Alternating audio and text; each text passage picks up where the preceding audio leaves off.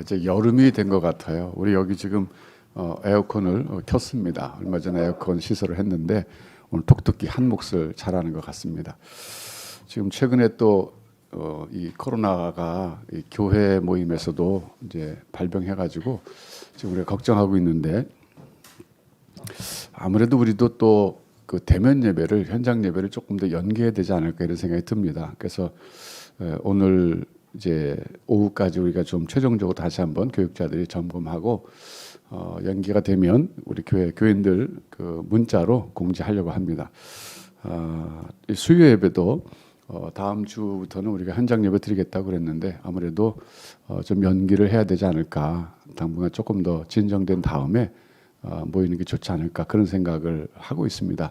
확정되면 오늘 중으로 여러분들에게 문자로 알려드리도록 하겠습니다. 우리가 이제 성경의 주인공들, 오늘 같은 경우 이제 아브라함 이런 사람들을 살펴보는 것은 하나님이 그 사람 생애 속에서 어떻게 역사하셨는가를 좀 보고 배우고, 그렇다면 그 하나님은 오늘 나의 삶 속에서도 동일하게 역사하실 테니까 우리가 지금 처한 상황에서 아브라함 상황을 좀 이렇게 비교해 보면서 거기서 어떤 교훈도 받고, 또 하나님이 어떻게 일하시는가, 일하시는 방식도 배워서 우리가 기대감도 갖고, 이렇게 하기 위해서 우리가 성경의 인물들을 연구하는 것입니다. 그래서 오늘 같은 경우는 이 아브라함의 집에 경사가 우선 있습니다. 이제 이삭의 출생이죠. 여러분, 그 100세 됐고 사라가 90세 됐을 때 이 아이를 낳거든요.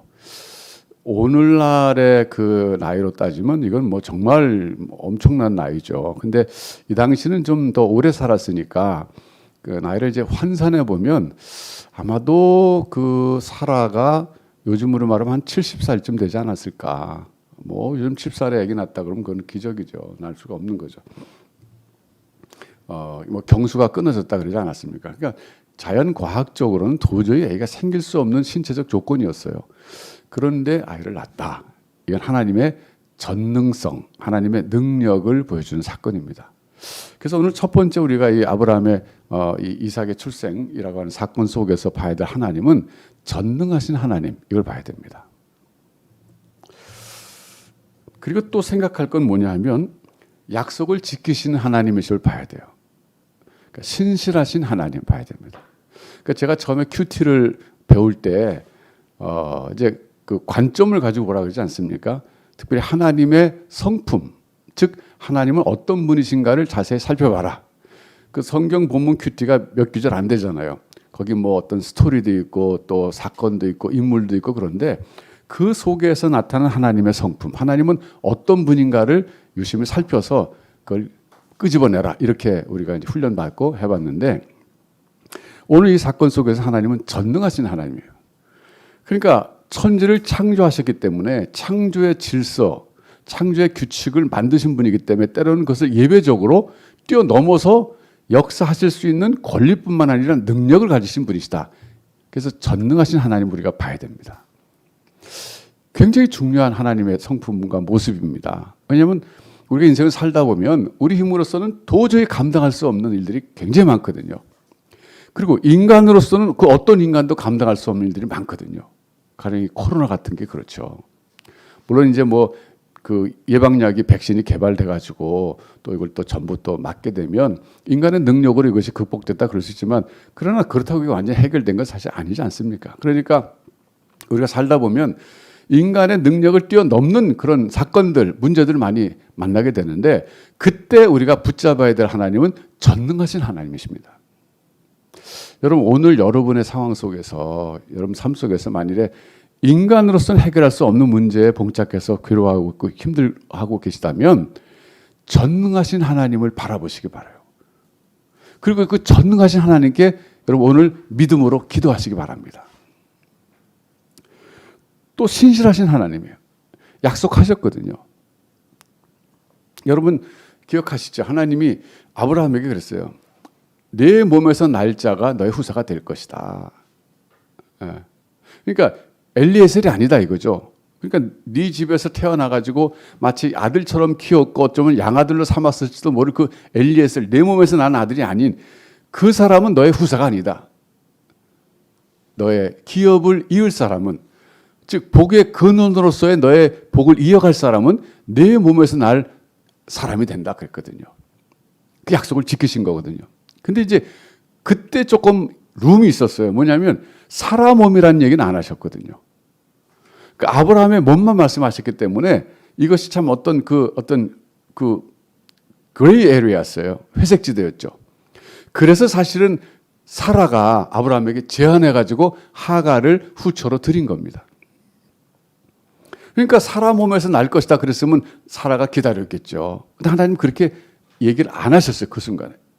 이것이 사실 하나님의 뜻이 점진적으로 드러나는 하나의 이그젬플이 됩니다. 즉 계시의 점진성, 뭐 그렇게 거창하게 말할 건 없지만 어쨌든 하나님 한꺼번에 다 보여주시지 않고 점진적으로 프로그레시브라 그러는데요. 점진적으로 보여주시는 경향이 굉장히 많아요. 그래서 결국은 하갈이 이스마엘을 낳은 거죠. 이스마엘이 또 문제가 되지 않습니까? 여러분 오늘 우리가 이렇게 짧은 요 지금 그 이삭의 출생에서 하나님을 전능자로서 신실하신 하나님으로 봤는데 우리 삶에 적용한다면 우리 생애 속에서도 하나님은 전능하신 하나님으로 나타나서 역사하실 뿐만 아니라 신실하신 하나님으로 우리 삶을 이끌고 계시다는 사실을 우리가 믿어야 됩니다.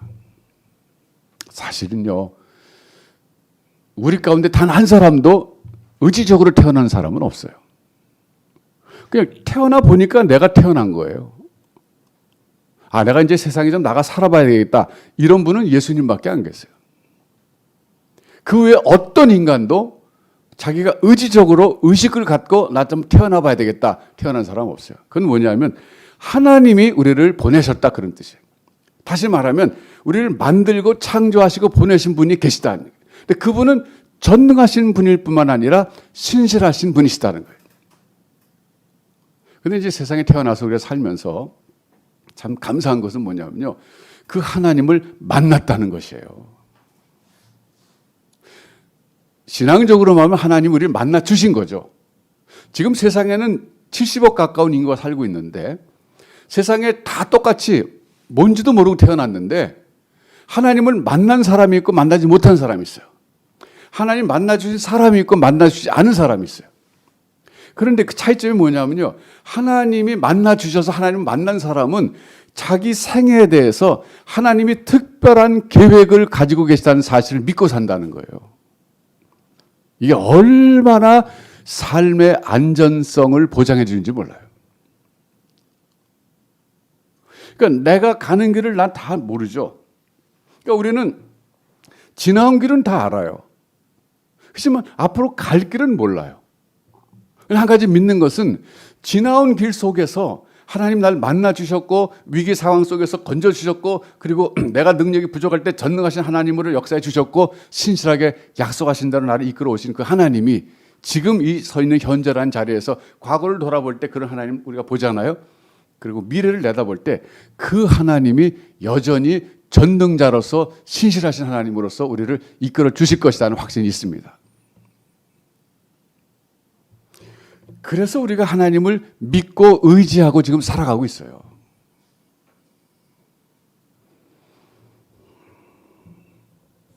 그 아브라함의 생애 속에서 아브라함을 세상에 보내시면서 가지고 있었던 그 계획을 지금 이루어 가시는 하나님을 보는데요.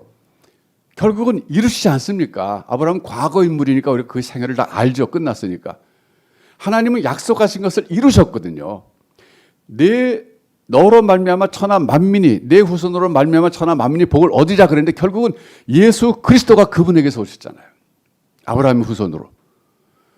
지금 우리는 아브라함의 생애 속에서 하나님 계획하시고 약속하신 것이 성취된 시대에 살고 있기 때문에 우리는 하나님이 빈말하시는 분이 아닌 걸 알고 있어요.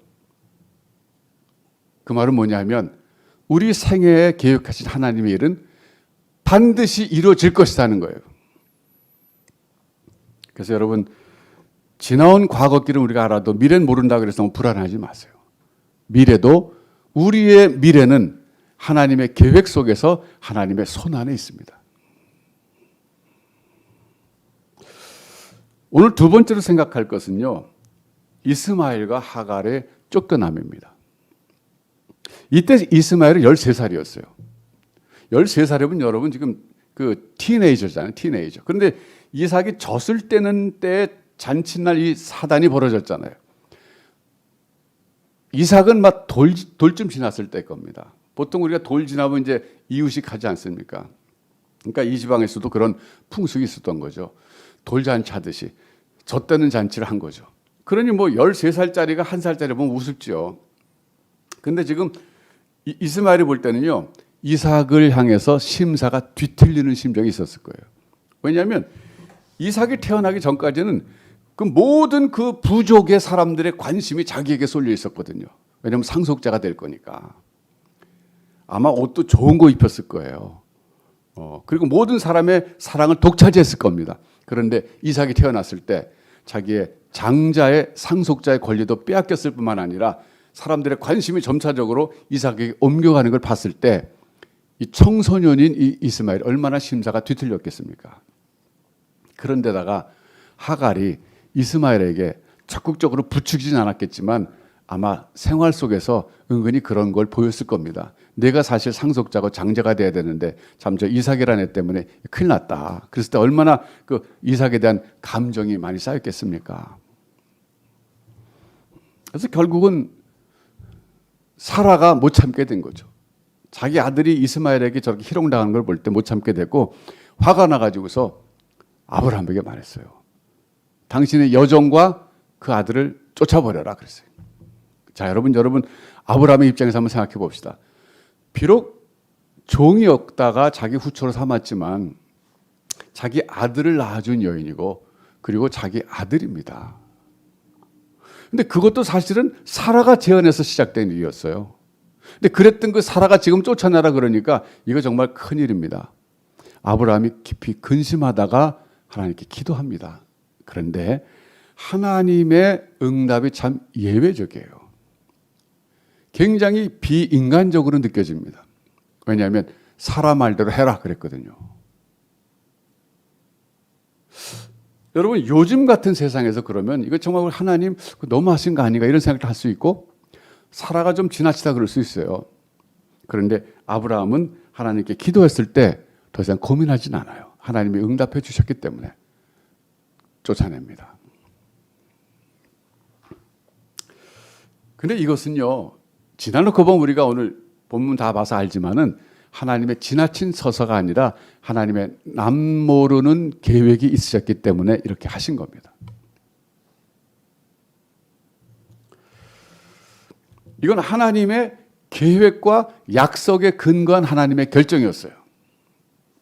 하나님의 약속이 뭡니까? 아브라함과 사라 몸에서 날짜가 후사가 되리라 그랬거든요. 이건 하나님의 계획과 약속이었어요. 그 약속을 지키시기 위해서 신실하시기 때문에 이스마엘을 그 집에 둘 수는 없었어요. 그래서 하나님은 쫓아내라 그런 거예요. 사라의 말대로 해라 그랬어요. 그리고 대책을 세워놓으셨죠. 하나님 다 대책을 세워놓으신 거예요. 여러분, 그래서 이제 결국은 브에세바 광야에서 헤맬 때 뭐 물 한 가죽 부대 뭐 떡 조금 갖고 갔다 이제 물이 떨어져 갖고 다 애가 목말라서 죽어갈 때 그 애 고통 소리를 하나님 또 들으셨잖아요. 이스마엘 하나님 들으셨다 그런 이름이거든요 원래가. 그러니까 그 또 들으셨어요. 그리고서는 하갈의 눈을 밝혀주십니다. 이 말은 뭐냐면요, 샘물이 원래 거기 있었다는 거예요. 샘이 있었는데 하갈이 보지 못하고 있었다는 거죠. 눈을 밝혀서 샘물을 찾게 하셔서 결국 샘물을 먹게 하셔서 살아나게 만드십니다. 참 이것도 보면요, 우리가 하나 또 받을 교훈은 뭐냐면 문제가 생겼을 때 우리가 당황해가지고 사실 눈이 어두워져가지고 그 문제가 풀 수 있는 답이 근처에 있는데 못 볼 수가 있다는 거예요. 하나님이 그걸 눈을 열어서 보여줄 수 있다는 거죠.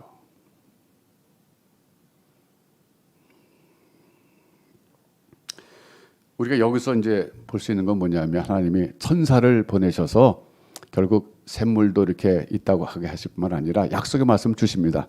그 아이도 아브라함의 씨기 때문에 내가 큰 민족을 이루게 할 것이다. 그래가지고 결국은 그 아이도 큰 민족을 이루게 되죠 실제로. 그 하갈은 또 얼마 있다가 그 며느리를 애굽에서 데려옵니다. 왜요? 자기가 애굽 사람이잖아요. 그 애굽 사람이기 때문에 자기 아들도 애굽 여인으로 데려다가 며느리 삼았어요. 그래서 결국은 바란 광야에서 거하면서 활 쏘는 자가 됐다. 이건 뭐 사냥하면서 사는 사람이죠. 그러면서 참 용사가 되면서 큰 민족을 이루게 됩니다. 오늘 우리가 여기서 이제 하나 봐야 될 건 뭐냐면요. 하나님은 아브라함의 생애 속에서, 아브라함의 가정 속에서 이 하갈과 이스마엘을 끊어내셨어요. 아브라함에겐 엄청난 아픔이고 고통이었을 겁니다. 그런데 이건 하나님의 뜻을 이루기 위한 일종의 가지치기라고 볼 수 있어요. 우리가 과수를 기를 때 가지치기 해줘야 됩니다. 모든 나무들 다 그렇지만 특별히 과수 같은 경우 가지치기를 잘해줘야 굵은 과실이 열지 않습니까? 그러니까 이거는 아프지만 하나님께서 아브라함의 생애 속에서 계획하시고 이루려고 하신 일을 위해서는 반드시 가지치기처럼 잘라내야만 될 그런 부분이었다는 겁니다. 결국은 그것이 하나님의 뜻이었어요. 여러분, 오늘 여러분 인생 속에서 하나님이 내가 정말 소중하게 생각했던 것을 가차없이 잘라버리셔서 너무 큰 아픔과 고통을 느끼고 계시다면 너무 실망하지 마세요. 어쩌면 하나님은 더 굵은 인생의 열매를 맺게 하시기 위해서 여러분 삶 속에 불필요한 가지들을 쳐버리고 계시는 것인지도 모릅니다. 여러분 그렇게 생각 안 해보셨어요? 이 상실이라고 하는 건 굉장한 고통이에요. 이 상실의 아픔, 대부분 우리가 우는 것은 상실 때문에 웁니다. 그런데 때로는 하나님이 내가 정말 귀하게 여기고 잘라버리기 어려운 것을 잘라버리실 때 그것은 하나님의 계획, 여러분의 가정을 향한, 여러분의 인생을 향하신 하나님의 계획과 뜻이 이루어지기 위해서는 잘라버려야 될 것이기 때문에 하나님 그렇게 하신 것일지 몰라요. 너무 아파하지 마세요. 아브라함의 생애 속에서 우리가 그런 교훈을 받고 그런 하나님을 만납니다. 오늘 이 말씀 속에서 우리가 이제 적용해서 배워야 될 건 뭐냐면요. 하나님은 능력자이시다. 전능하신 분이시다. 그리고 신실하신 분이시다. 그리고 인자하신 분이시다. 왜? 하갈과 이스마엘의 생애를 이끌어 가시면서 축복해 주지 않습니까? 여러분, 여러분의 생애 속에서도 이런 하나님의 모습이 보이십니까? 전능하신 분, 신실하신 분, 인자하신 분. 그래서 내가 믿고 의지할 분으로 보이십니까? 그렇다면 여러분들은 행복자이십니다. 인생을 살아가도 광야와 같은 인생길을 걸어가도 결코 혼자 걸어가는 것이 아니라 하나님이 동행하시는 그런 복된 사람입니다. 여러분, 이런 하나님을 믿음의 눈으로 보고 나가시기 바랍니다. 하갈의 눈이 열려서 샘물이 보였던 것처럼 여러분의 눈이 열려서 이런 하나님이 보이셔서 여러분이 믿음으로 이 하나님과 동행하면서 인생에서 승리하시는 큰 축복이 있으시기를 주님의 이름으로 축원합니다. 기도하겠습니다. 하나님 아버지, 오늘 아브라함의 생애 속에서 있었던 이 두 가지 에피소드를 통해서 우리가 교훈을 받습니다. 하나님은 전능자이시고 신실하시고 인자하신 분인 것을 저희가 다시 한번 깨닫습니다. 하나님, 우리 각자 생애 속에서도 하나님은 전능하시고 신실하시고 인자하신 분이신 것을 다시 한번 확인하게 해주시고 앞으로 가는 인생 살아가면서 이 하나님을 믿음의 눈으로 바라보면서 순종하며 나가는 저희들이 되게 하여 주옵소서. 때때로 하나님 우리 인생 속에서 우리의 인생을 마치 가지치기 하듯이 아프게 잘라내신다 할지라도 하나님의 거룩한 뜻에 순종하면서 믿음으로 나아가는 믿음의 사람들 되게 하여 주옵소서. 예수님의 이름으로 기도하옵나이다. 아멘.